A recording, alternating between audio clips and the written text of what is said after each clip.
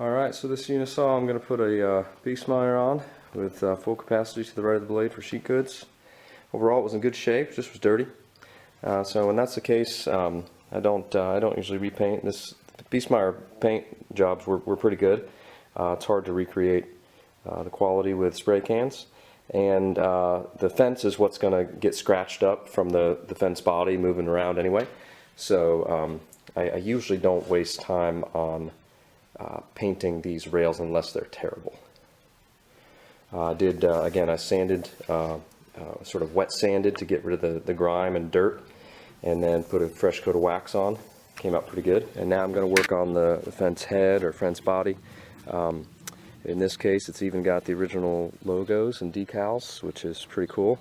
And then also a little history of the saw here, East Tech Ed. This is from East County High School in North Carolina. I can't remember the exact name, but there was a East something high school and a West something high school, and they were combining the two schools into one shop. These decals I'm going to do a little work on here. Let me zoom in here and I'll show you. So this is a rarity to find the fence, Biesemeyer fence, with the decals intact this well. So I'm just going to try to bring them back to life a little bit. I'm going to sort of wet sand with some 400 grit very lightly, just to see if we can get some of that grime off of there without ruining the decals. So we're going to see what happens here with some 400 grit very lightly. A little bit. See some of that grime starting to come up.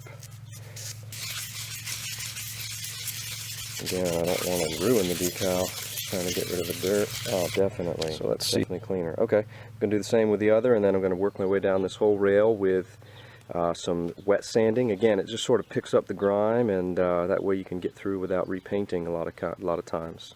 So.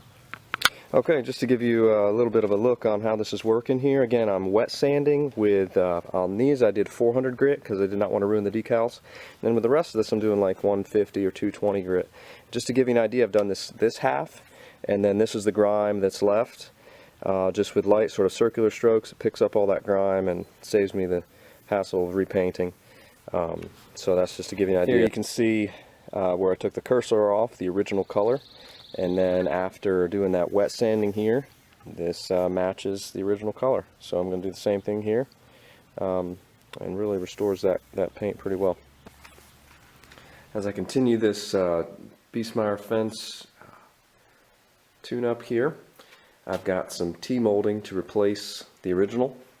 This is a classic wear issue here. A lot of times with setting things and running things over the years, these molding strips wear away, and on this one, this side was pretty much obliterated. It had completely deteriorated and come out. So I got some 1/2-inch T-molding from Arcade Renovations and tmolding.com. I think it's the same company. They sort of market either way depending on who they're selling to. I just got a short 20-foot roll of it and took out the original, and then this is going in very well.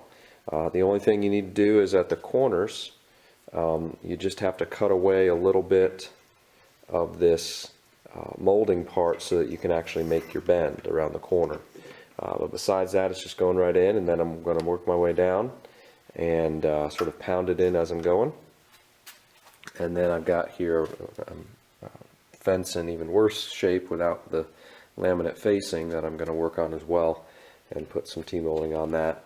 The laminate facing on this one is in pretty good shape, so that's going to stay as is, but that's the basic process. So now I'm just going to put the molding into the slot, and you can see here I'm working on the corner, cutting away some of that material so that it actually can bend around that 90-degree corner at the back end of the fence.